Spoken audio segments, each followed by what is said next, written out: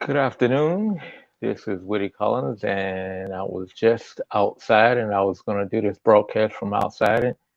And all of a sudden, I realized it had started raining. So I had to move it inside.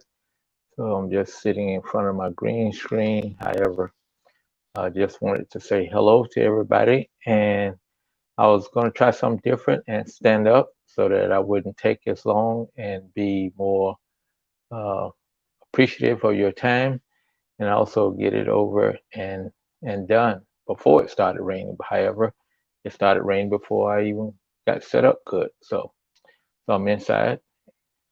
What I wanted to talk about today is two things. Number one is the demonstrations, and number two is the trifecta, and I'll explain that in a minute. The demonstrations, just read that it was about 1,000 demonstrators. Nobody was injured, and it was all peaceful, even though there was a large uh, police presence. But everybody was very peaceful, and the police did not uh, cause or provoke the crowd to go into any type of disturbance, destroying property, or anything like that. And no one was arrested. So that's all good that we all want to say thanks be to God for that. And so that turned out to be a non-problem, even though the U.S. Embassy had put out this morning, early this morning when I got up, I got a notice from the U.S. Embassy saying that there was be a demonstration and to please avoid the area. But they marched from the palace, from one of the liberate centers, the liberty centers, center of town, out to uh, into downtown and everything, but everything went peaceful. So uh, we'll we'll breathe a sigh of relief that nobody was hurt, anything like that. So let's get on to the trifecta. And the trifecta is I grew up in Florida where they had dog tracks and everything. And but when I was a young age, I knew what the trifecta was. The trifecta was when the first, second, and third place uh, uh, dog came in, and people bet on picking the first, second, and third place dogs. So the trifecta of Congo and development is what are those things that you think will drive development and drive the uh, improvement in the lives of the people in the Congo. And I have my own ideas. And so after you listen to my ideas, if you have some other ideas, you're welcome to uh, send those in to me and we'll, you know, think about those and maybe put your ideas out there. My first idea is, well, obviously people need to be educated. So education is key to development. You need a educated population. The world is changing so fast, and things they need to learn how to do things, learn about things, the internet, how to manufacture, all those type things, and just need to be aware of what's going on in the world beyond their borders. So education is really important. And I would say close behind that would be water. Water and in health and in I guess in general health, good health. But water is one of those things that affects so much, and it also has a component that touches the water.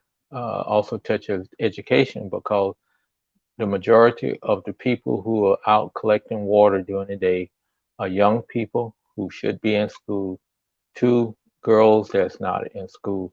So therefore, if you had, uh, you know, available water that's close by and also clean water, millions of people die each year throughout the world, and close to 100,000 or more die in the Congo from water-related problems. So therefore, number two, I would say is water. Number three would be electricity. I think we take electricity for granted here in the United States, but electricity is something that you need for, everything runs off electricity. And with the price of oil these days, and the availability of oil, of getting oil out into the countryside, uh, you just can't afford to depend on generators. You need to depend on solar power or something like that. So I think just like I had mentioned earlier that Congo had don't have that many landlines. They have more cell phones. I think the same thing is going to happen to the Congolese. They're going to not go to land power lines being stretched throughout the country because it's too expensive to put in that infrastructure. So those, electricity is important, and so you can get electricity through solar. Electricity is on site. It could be done, and they have about 12 hours of sunlight uh, throughout the day, and 12 hours, that is pretty sunny most of the year. And that's one of the things that we're using on our water stations now. They're all solar powered, and they pump for 12, somewhere around 10 to 12 hours a day. And it's keeping the people water where we capture the water during the in tanks. And the same thing they could do with electricity. They can, store them up some in batteries, charge up their cell phones during the day, do all those type of things so that they can be connected and everything. So I think electricity is number three. Uh, so my trifecta would be education, especially for girls and women. Uh, Number two would be water and general health. Uh, that's also necessary. And uh, getting to solar power where you have electricity, uh, have at least for 12 hours, if not more, for close to 24 hours a day because you need electricity. And if I wanted to add a fourth into that, I would probably say transportation of roads. That's going to be a harder thing to get into the Congo because the roads are, even though they have some roads that they're all dirt roads, they're in very bad shape.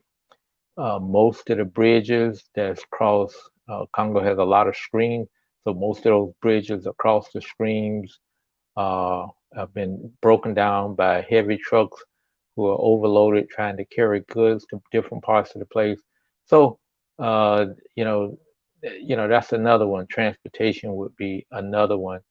But the big three would be electricity, uh, education, and water and general health. But the roads is just as important.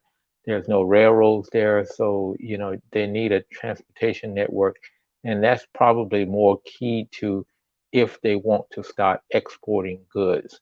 If they want to start growing food, since they do have two growing seasons in the Congo, if they wanted to start exporting food items and exporting things that they produce in the country, if they had electricity, they would need a road network or something like that to get it out of the country, get it to other different markets. So that's my trifecta. If you got other things that you would think of that you think that would be important to the development of the Congo, send those in to me, and we will, you know, give those a thought. And also, I would at least like to hear from you on those things. So anyway, we're gonna close out this Sunday afternoon. Uh, I hear it thundering and lightning outside, so therefore I'm glad I'm inside. But I'm not going to take up any more of your time. Thank you for tuning in today, and we will talk to you on Monday tomorrow for day 8. Thank you. Be safe. Take care of yourself and be blessed.